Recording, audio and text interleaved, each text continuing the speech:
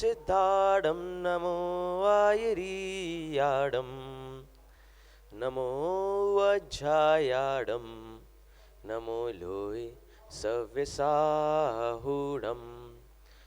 एक हजार आदिनाथ भगवान की जय। एक हजार महावीर स्वामी की जय। परम पूज्य आचार्य गुरुदेव विशिष्ट सागर जी महाराज की। परम पूज्य मुनि श्री सुप्रभ सागर जी महाराज की। परम पूज्य मुनि श्री प्रणत सागर जी महाराज की जय। जन बंधुओं, प्रतिदिन की भांति आज भी हम सभी एकत्रित हुए हैं विश्व लोकप्रिय कार्यक्रम सम्यक समाधान में। यह कार्यक्रम द्वय मुनिराजों द्वारा आचार्य श्री विश्व सागर जी के 50वीं स्वर्णिम जयंती के उपलक्ष्य में आयोजित किया गया है। इस कार्यक्रम में हम पूज्य मुनिश्री के समक्ष समीचीन विकल्प प्रस्तुत करते हैं, जिनका सम्यक समाधान हमें पूज्य मुनिश्री के मुखारबिंद से प्राप्त होता है। इस कार्यक्रम को विलंब न करते हुए पूज्य मुनिश्री प्रणत सागर जी के चरणों में हम त्रैबार नमोस्तु करेंगे एवं उनसे निवेदन करेंगे कि आज के इस कार्यक्रम को आगे बढ़ाने की अनुकंपा करें। नमोस्तु मुनिश्री, नमोस्तु मुनिश्री, नमोस्तु मुनिश्री। ओम नमः सिद्धेभ्यः। कीर्त्या महत्या भुवि वर्धमानं तं वर्धमानं स्तुतिगोचरत्वं निनीशमास्मो वैमध्यवीरम् विशीर्णदोषाश्रयपाशबन्धं विशीर्णदोषाश्रयपाशबन्धं। पंच परमेष्टि भगवान की परम पूज्य आचार्य भगवंत गुरुवर विशुद्ध सागर जी मुनि महाराज जी की, परम पूज्य मुनि श्री सुप्रभ सागर जी महाराज जी की,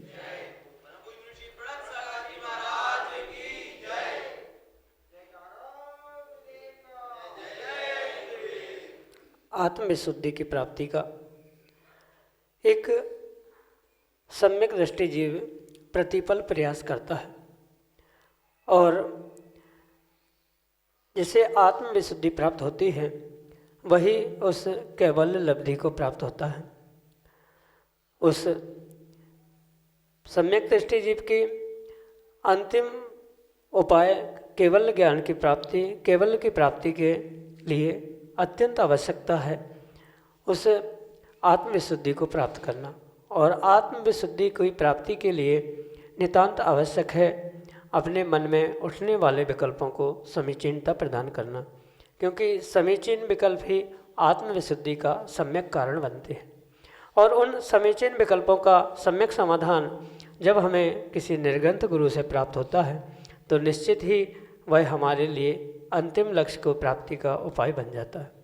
ऐसे वह शाश्वत सुख की प्राप्ति का एकमात्र कार्यकारी उपाय समीचीन विकल्पों का सम्यक समाधान, जो कि हम परम पूज्य मुनि श्री सुप्रभ सागर जी महाराज के मुखारबिंदु से प्रतिदिन आगम के परिप्रेक्ष्य में प्राप्त कर रहे हैं।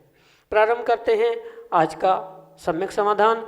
और आज का पहला विकल्प ललितपुर उत्तर प्रदेश से श्रीमती प्रियंका जैन परम पूज्य मुनि श्री के चरणों में कोटि कोटि नमोस्तु निवेदित करते हुए अपना समीचीन विकल्प रख रहे हैं कि महाराज जी, मंदिर जी में रात्रि के समय में घंटा बजाने का निषेध क्यों है? हमारे समीचीन विकल्प का सम्यक समाधान करने की अनुकंपा करें। नमोस्तु महाराज जी, नमोस्तु। ओम नमः सिद्धम। परम पूज्य आचार्य भगवान गुरुवर विशुद्ध सागर जी महाराज की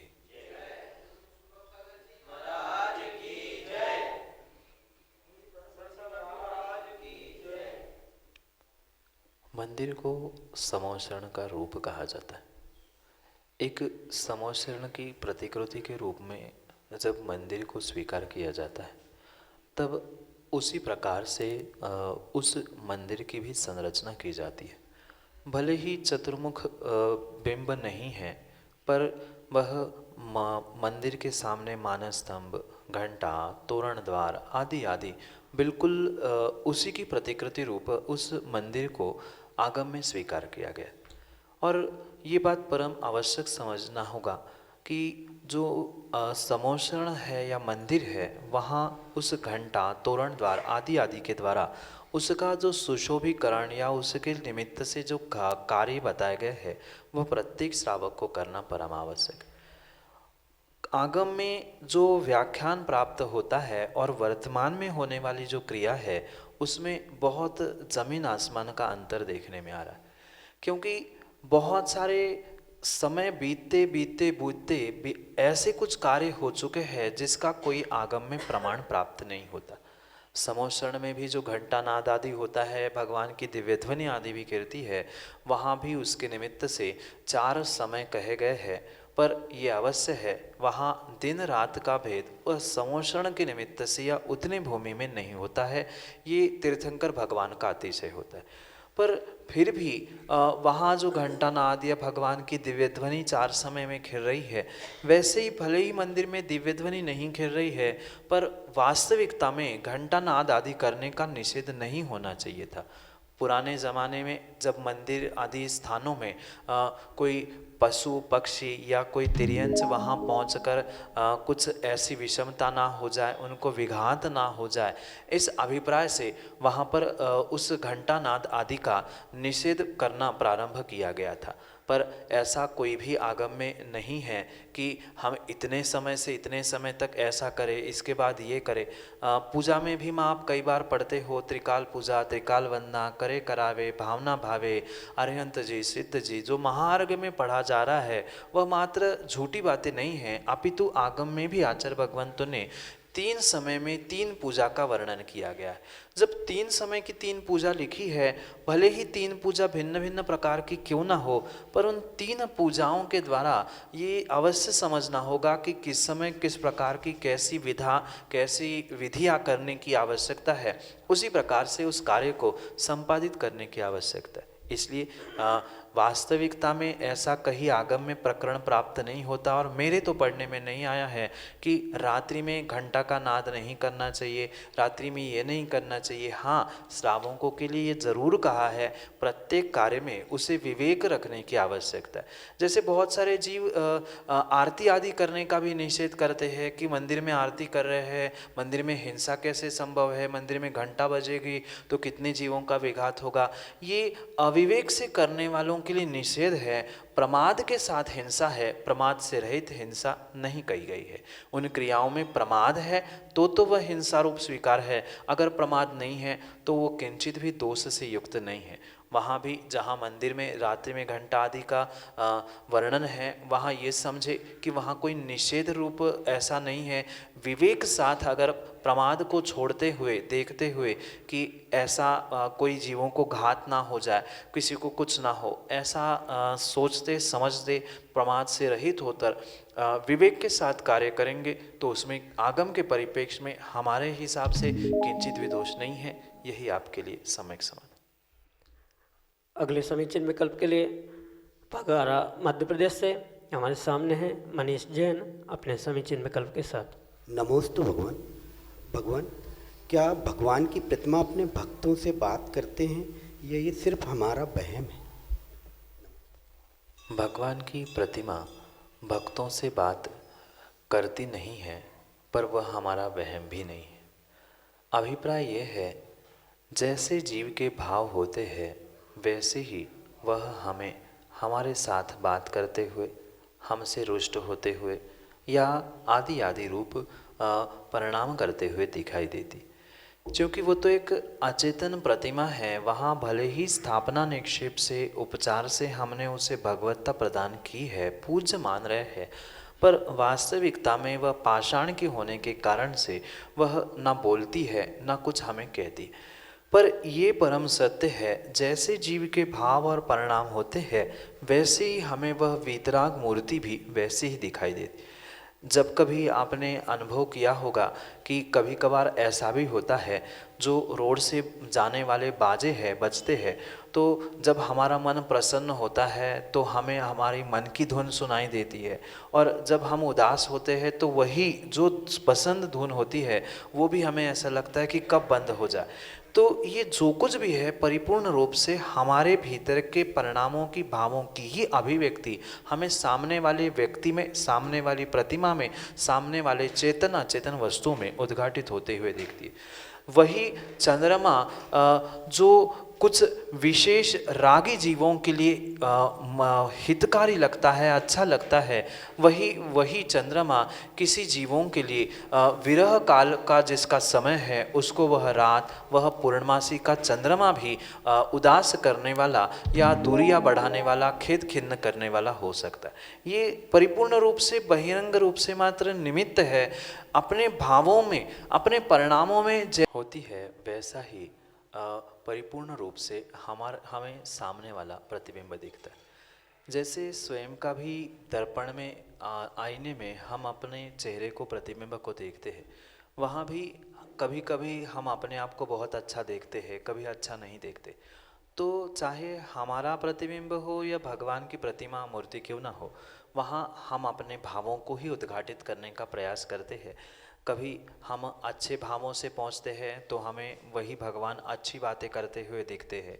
कोई मिथ्या दृष्टि जीव जहाँ वहाँ पहुँचता है तो उसे वह प्रतिमा मात्र नंगी दिखती है, या उसको फोड़ने तोड़ने के भी भाव होते हैं।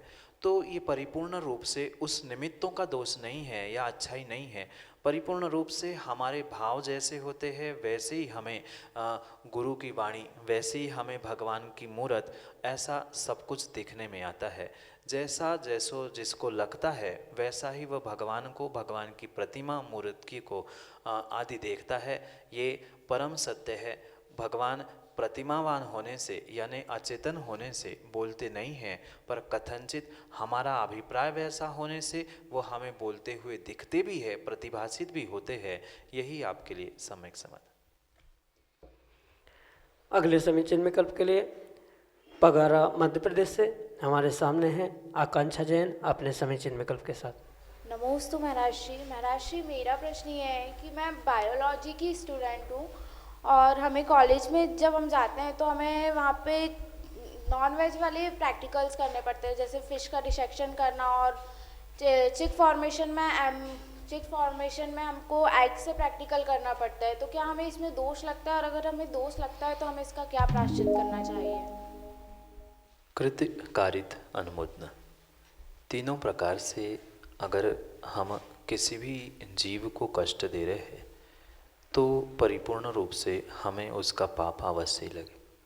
आप ये कह सकते हो कि वो तो डेड बॉडी थी, मरे हुए जीव का डिसेक्शन हो रहा है, या जीवों को हम तो जन्म देने के लिए निमित्त बन रहे हैं, तो वहाँ भी कहीं ना कहीं हमारी हिंसा हो रही है। और हिंसा में भी साक्षात हम कृत कर रहे हैं, यानी अपने ही हाथों से कर रहे हैं। इसलिए कहीं ना कहीं हमें उन कार्यों में पापों का, हिंसा का ही दोष लग रहा है। उससे आप ये कह के नहीं छूट सकते, ये तो हमारी पढ़ाई है, हमें तो करना ही पड़ेगा। भले ही आपको करना पड़ेगा, पढ़ाई आपकी है, पर जो फिश आदि का, फ्रॉग आदि का डिसेक्शन किया था, वहाँ बहुत सारे जीवों और भी उसके शरीर के आश्रित थे। उन जीवों का क्या हुआ? भले ही वो मछली और मेंढक मरा हुआ था, पर उसके शरीर में जो जीव उत्पन्न हुए थे उनको भी ख़त्म करना। अंडा जो था, एग था, उसका जो फर्मेंटेशन या उसको बढ़ाने के लिए कार्य किया, वहाँ एक जीव के अनेक जीव बन गए। तो नहीं था, वह परिपूर्ण रूप से कहीं न कहीं हिंसा का दोष तो अवश्य ही अवश्य लगेगा। एक जैन श्रावक को, श्राविका को, जैन कुल में जन्मे हुए व्यक्ति को ऐसा कार्य करना किंचित भी योग्य नहीं है आगम के परिप्रेक्ष्य। पर जो वर्तमान में पढ़ाई के क्षेत्र में ये डॉक्टरी आदि आदि अन्य स्थानों पर इसको जो पढ़ाया लिखाया जा रहा है, भले ही वह पढ़ाई का भाग हो, अंश हो, पर दोषपूर्ण होने से वह कहीं ना कहीं प्रायश्चित लेने योग्य। प्रायश्चित ऐसा सामूहिक रूप से नहीं लिया जा सकता, व्यक्तिगत रूप से कभी किसी आचार्य, भगवान, गुरु महाराज आदि के पास पहुंचकर उन अपने दोषों का व्याख्यान करते हुए उसके प्रायश्चित आदि को ग्रहण करें। क्योंकि ऐसा नहीं हो सकता कि आज प्रायश्चित लो और पुनः गलती करे। इसलिए पूर्ण रूप से आपकी जब पढ़ाई पूर्ण हो जाएगी उसके उपरांत किसी गुरु महाराज के पास पहुंचकर उसके विषय में पूर्ण दोषों की आलोचना करते हुए प्रायश्चित ग्रहण करना होगा। पर ये अवश्य ध्यान में रखें कि कितना कितना क्या क्या किया है वह अवश्य हम लिख के रखें, जिसके निमित्त से हम साक्षात जितने जितने दोष हुए उनका परिपूर्ण रूप से प्रायश्चित ग्रहण करके अपने दोषों की आलोचना करते हुए उसका प्रायश्चित ग्रहण करते अपने दोषों को धोने का, साफ करने का, निर्मल करने का पुरुषार्थ करें। यही आपके लिए सम्यक समाधान। अंशिका जैन, पगारा, मध्य प्रदेश से अगले समय चिन्ह विकल्प के साथ हमारे सामने। नमोस्तु महाराज जी। महाराज जी, मेरा प्रश्न यह है कि जिन श्रावकों के घर में चौका लगता है तो वह ये क्यों सोचते हैं कि हमारे चौके में बड़े महाराज जी के हार हो। श्रावकों के मन से यह विचार कैसे हटाएं और क्या यह विचार मन में आना उचित है। नमोस्तु महाराज जी। ये व्यक्तियों का भ्रम है, छोटे महाराज, बड़े महाराज, ऐसे महाराज, वैसे महाराज। वास्तविकता में जो 28 मूल गुणों को धारण करने वाले मुनिराज हैं वे चाहे दीक्षा में, उम्र में कैसे ही बड़े छोटे क्यों ना हो, पर वे समान रूप से ही है। ये वर्तमान में जीवों की अहंकार की परिणति हो चुकी है। कुछ अंशों में साधु समूह की भी और कुछ अंशों में सामाजिक रूप से समाज की भी। जो अपने आप को बड़ा दिखाना चाहते हैं वो ही बड़े लोगों के पीछे दौड़ते हैं। ज़रूरी नहीं है कि किसी का नाम बड़ा होने से वह चारित्र में बड़ा हो, किसी की उम्र बड़े होने से वह ज्ञान में बड़ा हो। ये जिसके पास अहंकार है वो ही बताना चाहता है कि मैं कितना बड़ा, कि मेरे घर में पहले दिन बड़े महाराज के हो गए, मेरे घर में छोटे महाराज के हुए। ये हीन भावना उन्हीं जीवों के पास आती है जो अपने भीतर उस अहंकार रूपी कषाय को लेकर जीते हैं। जहाँ अहंकार है वहाँ बड़ापन, छोटापन देखने में आता है। ये जीव की सर्वथा परिपूर्ण रूप से भूल है कि वह उन मुनिराजों में भी छोटा बड़ा, आचार्यों में भी, उपाध्यायों में भी ये छोटा ये बड़ा आदि विभाजन करते हुए स्वयं को और अपने आप को, अपने परिवार को और अपने समाज को कर्मों के साथ आश्रय बंध को प्राप्त करने के लिए, और वो भी पाप रूप से, अशुभ रूप से कर्मों को आश्रवित करने के लिए पुरुषार्थ कर रहे हैं। वहाँ जहाँ हम छोटे बड़े का भेद करते हुए उनमें अंतर डाल रहे हैं, मुनिराजों में तो उसका कोई अंतर नहीं पड़ेगा। पर जो इस विषय में सोचता है या ऐसे भाव रखता है कि ये बड़े होने से, हमारे घर में आने से हमारा बहुमान बढ़ेगा, तो वह कषाय की पुष्टि करने के निमित्त से जो मुनिराजों में वह भेद कर रहे हैं, मुनिराजों को छोटा बड़ा बनाने का प्रयास कर रहे हैं, कहीं ना कहीं वह आगम का, संघ का अवर्णवाद ही कर रहे हैं। अवर्णवाद उसे कहा जाता है जो जैसा नहीं है उसके बारे में वैसा कहना करना, वह अवर्णवाद कहलाया जाता है। जब संघ, चतुर्विध संघ कहा गया है, आगम में जो पात्र बताए गए हैं उन सदपात्रों के जो 3 भेद भी किए हैं, उत्तम, मध्यम, जघन्य, वह बड़े महाराज उत्तम है, मझले महाराज मध्यम है और छोटे महाराज जघन्य है, ऐसी व्यवस्था नहीं है। अपितु जितने भी दिगंबर मुनिराज, आचार, उपाध्याय, साधु है उनको उत्तम पात्र में रखा है, जो अणुव्रति है वे मध्यम पात्र में है और जो सम्यक दृष्टि है उसे जघन्य पात्र में स्वीकार किया गया। इन तीनों को समान रूप से आहार देने का फल आचार्य भगवंतों ने कहा है। भले ही निर्ग्रंथ मुनिराज उत्तम पात्र है, उनको विशेष पुण्य मिलेगा, पर सभी आचार, उपाध्याय और साधु इनको एक ही कैटेगरी में, एक ही श्रेणी में यानी उत्तम पात्र के अंतर्गत ही स्वीकार किया गया है। इसलिए ये विकल्प जीवों को करने की बिल्कुल भी आवश्यकता नहीं है कि मैं बड़े महाराज के आहार करवाऊं, कि मुझे छोटे महाराज के आहार कराने मिल रहे हैं आदि। मात्र और मात्र उन अहंकारी जीवों की ही परिणति है जो अपने आप को बड़े महाराज, बड़े आचार्य, बड़े पद के धारी मुनिराजों से जुड़ने से अपने आप को बड़ा मानते। जो ऐसे अपने आप को बहुत बड़ा मानते हैं वे अभी धर्म से बहुत दूर खड़े होते, क्योंकि जो अपने आप को बड़ा मानता है वह धर्म से दूर खड़ा होता है। अगर हमें धर्म से, दान से और पुण्य से जुड़ना है तो इस अहंकार की परिणति को छोड़ना होगा, क्योंकि आगम की ऐसी कहीं भी व्यवस्था नहीं है कि चिरकाल दीक्षित होने से ही कोई एक ही संघ में व्यक्ति वह बहुत बड़ा हो जाए और दूसरा छोटा का छोटा रह जाए। बड़े छोटे की पहचान भी कंचित की है, उत्तम मध्यम की भी व्यवस्था की है, तो वह भिन्न प्रकार से की है। वह उस प्रकार से समझकर अपने अहंकार को मिटाने का पुरुषार्थ करना होगा। ये कतई संभव नहीं है कि हम किसी विशिष्ट पदधारी या विशिष्ट बड़े मुनिराज से जुड़ गए तो हम बड़े कहलाने वाले नहीं हैं। बड़ा भक्त कहलाने के चक्कर में व्यक्ति बड़े महाराज के पीछे दौड़ते हैं, पर वास्तविकता ये नहीं है। बड़ा वही है जो छोटे को छोटेपन का एहसास ना होने दे, वही जीवन में बड़ा होता है, चाहे व्यक्ति हो चाहे मुनिराज हो। इसी को बात को समझते हुए अहंकार को छोड़ना होगा, तो ही सत्य का निर्णय करके दान का फल मिल सकता है। अन्यथा जितना दान का फल मिलना था उससे 5% भी दान का फल ना मिला, क्योंकि वह 90-95% हमें कसाय का, मायाचारी का और अन्य बातों का ही पाप मिला। इस कारण से पूर्ण अचिंत्य फल अगर दान का मिलना है तो हमारे लिए तो सभी पात्र समान हैं, चाहे छोटे महाराज हो चाहे बड़े महाराज हो। ऐसा निर्णय करके ही अगर हम दान देंगे तो ही हमें अचिंत्य फल मिलेगा, अन्यथा नहीं। यही आपके लिए सम्यक समाधान। समीक्षा जैन, परासिया, मध्य प्रदेश से अगले समीचीन विकल्प के लिए हमारे सामने। तो मुनिराजों के चरणों में बारंबार नमोस्तु। महाराज श्री, मनुष्य जीवन में पूर्व संचित कर्मों का अधिक प्रभाव होता है या वर्तमान में किए हुए पुरुषार्थ का? पुण्य को ही दूसरी भाषा में भाग्य कहते हैं, और जीवन का प्रत्येक कार्य कहीं न कहीं भाग्य और पुरुषार्थ इन दोनों पर अवलंबित होता है। जैसे मंजिल पर पहुंचने के लिए दोनों कदमों को रखते हुए एक के बाद एक बढ़ाते हुए मंजिल तक पहुंचा जाता है, ऐसे ही कहीं न कहीं कार्य की सिद्धि, जीवन की प्रत्येक कार्य की सिद्धि, मात्र धर्म की ही नहीं लौकिक कार्य की भी सिद्धि परिपूर्ण रूप से भाग्य और पुरुषार्थ दोनों से ही होती है।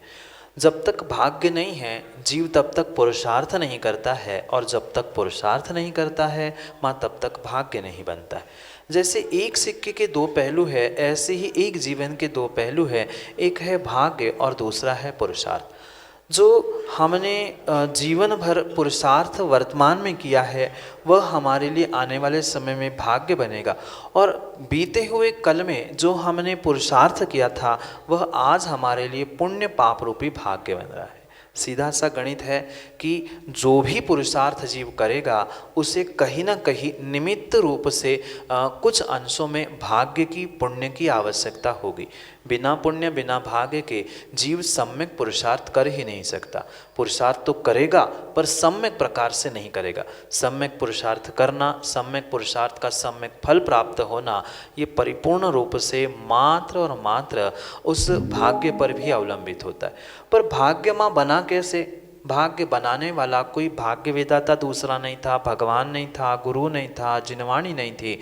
भाग्य बनाने वाला मैं स्वयं था। पिछली पर्याय में जैसा जैसा पुरुषार्थ मैंने किया है वैसा वैसा ही आज मेरा भाग्य बना है, और आज मेरा वही पुरुषार्थ आने वाले समय के लिए, आने वाले कल के लिए भाग्य बन सकता है। इसलिए ये अवश्य हमें समझना होगा कि मात्र भाग्य पर अवलंबित होकर कार्य नहीं होगा, मात्र पुरुषार्थ पर बैठकर कार्य नहीं होगा। पुरुषार्थ करने के साथ साथ हमें कुछ अंशों में पिछले भाग्य को भी समझना होगा, और पिछले भाग्य पर हाथ धरे रखने से काम नहीं बनेगा, क्योंकि कुछ अंशों में पुरुषार्थ भी आवश्यक होगा।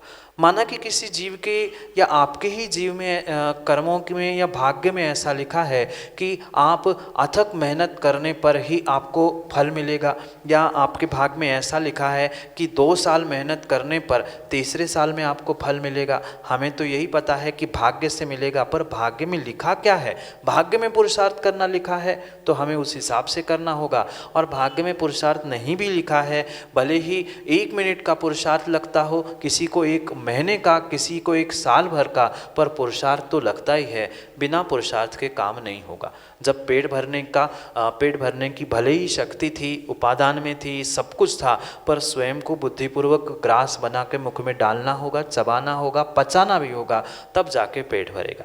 इसलिए किसी को 1 मिनट का पुरुषार्थ, किसी को 1 घंटे का पुरुषार्थ, अंतर इतना है, पर पुरुषार्थ करना पड़ेगा।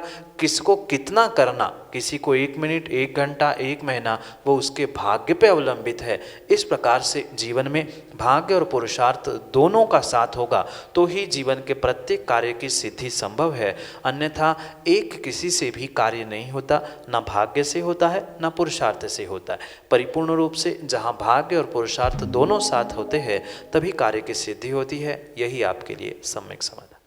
अगले समीचीन विकल्प के लिए हमारे सामने हैं सकल जैन समाज परासिया के अध्यक्ष भरत जैन अपने समीचीन विकल्प के साथ। नमोस्तु गुरुवर, नमोस्तु गुरुवर, नमोस्तु गुरुवर। गुरुवर, अगर हम उत्तम जैन कुल में आए हैं तो हमारे मन के अंदर ये भाव होता है कि हमने पूर्व पर्यायों में बहुत पुण्य का कार्य किया है, परंतु गुरुवर इस पर्याय में आने के बाद भी हिंसा, झूठ, चोरी, कुशील और परिग्रह जैसे पापों को करने में आनंद की अनुभूति होती है। और हिंसा, झूठ, चोरी, कुशील और परिग्रह जैसे पाप करने के बाद मन के अंदर आनंद की अनुभूति होती थी, किंतु जब सत्शास्त्रों का स्वाध्याय किया और सत्पुरुषों का सत्संग में उनकी देशना सुनी तो ये भाव जागृत होते हैं कि ये कार्य जो मुझे उत्तम जैन कुल में आकर नहीं करने चाहिए थे या मुझसे हुए। तो गुरुदेव, ये इन भावों में या जब उन भावों में जो आनंद आता था उसका कारण क्या था? पूर्व जन्म में ऐसे कौन से कार्य किए थे जिसके कारण उसमें भी आनंद आता था? कृपया समाधान करने की कृपा करें। यो यत्र निवसन्नास्ते स तत्र कुरुते रतिम, यो यत्र निवसन्नास्ते स तत्र कुरुते रतिम। जो जहाँ रहता है उसको उस स्थान में आनंद आने लग जाता है, ऐसा आचार्य भगवान पूज्यपाद स्वामी अपने इष्टोपदेश ग्रंथ में कहते। अपने इष्ट को यानी आत्मा को ही समझाते हुए वे बार बार इस विषय को इंगित करते हैं कि जो जहाँ पहुँचता है उसको वहीं पर आनंद लेने की एक अनादि काल की आदत सी पड़ी है। अनादि काल के उसके ये कुसंस्कार है, जिस कारण से जो जहाँ पहुँचता है उसको उसी स्थान का आनंद लेना अच्छा लगता है। जैसे आपने कहा कि बोध होने पर हमें अब उससे घृणा हो रही है, पर पहले उसमें आनंद आता था। ऐसे भी हम सभी जीवों ने इन बातों का भी अनुभव किया है। कई बार देव पर्याय में पहुंचकर हम मनुष्य पर्याय के इन भोगों को, तुच्छ भोगों को देखते हुए, इन पापों को देखते हुए कई बार सोच भी चुके होंगे कि हमें अब मनुष्य बन के इनको प्राप्त नहीं करना है। पर वहाँ तो हमने देखा, पर यहाँ पहुँचते पुनः हमें इसी में आनंद आने लग गया। जैसे आगम ग्रंथों में कथा आती है एक राजा की, जो अपने बेटे से कहता है कि 7 दिन बाद मेरी मृत्यु होगी और मैं एक मल में कीड़ा बनूंगा, तुम जैसे ही मैं मल में कीड़ा बनूंगा मुझे मार देना। वह बेटे से कह के मरता तो है, मल में कीड़ा भी बनता है, पर वहाँ जैसे ही मरता है वह बेटा जब उसे मारने के लिए मल में पहुँचता है, मल के कीड़े को, तो वहाँ भी वह भागते हुए अंदर की ओर दौड़ता रहता है। वहाँ तो मनुष्य बन के उसे मल का कीड़ा ये सुनते ही घिन आ रही थी, मैं कैसे मल में कीड़ा बनूंगा, क्यों बनूंगा। तो जैसे पर वहाँ पहुँचता है वहाँ उसमें आनंद आने लगता है, क्योंकि वो वहाँ से भी मरना नहीं चाहता है। ये परम सत्य जीव के भाव परिणाम अनादि के कुसंस्कारों के कारण से हो रहे हैं। जो जहाँ जाता है उसको उसी में आनंद आने लगता है, ये उसके अनादि के संस्कार। इसी कारण से हम कहीं अन्य स्थानों में देव पर्याय में थे तो हमें ये पाप, ये भोग घृणास्पद लग रहे थे, पर अब जहाँ वही पहुंचकर हम उसका ही आनंद लेने लग जाते हैं। ये कहीं ना कहीं हमारे अनादि काल के संस्कार, अनादि काल के कर्मों का जो अभ्यास है उस कारण से होते। जैसे आपने भरत जी बहुत अच्छे से देखा होगा, पंखे का बटन बंद कर दिया, बंद तो कर दिया, वहाँ किसी प्रकार से विद्युत का कोई प्रवाह नहीं है, पर फिर भी कुछ समय तक वह पंखा अपने आप घूमने लगता है। क्यों? क्योंकि उस पंखे में घूमने की जो आदत पड़ चुकी है, संस्कार पड़ चुके हैं, उस कारण से वह पंखा कुछ देर तक घूमता है।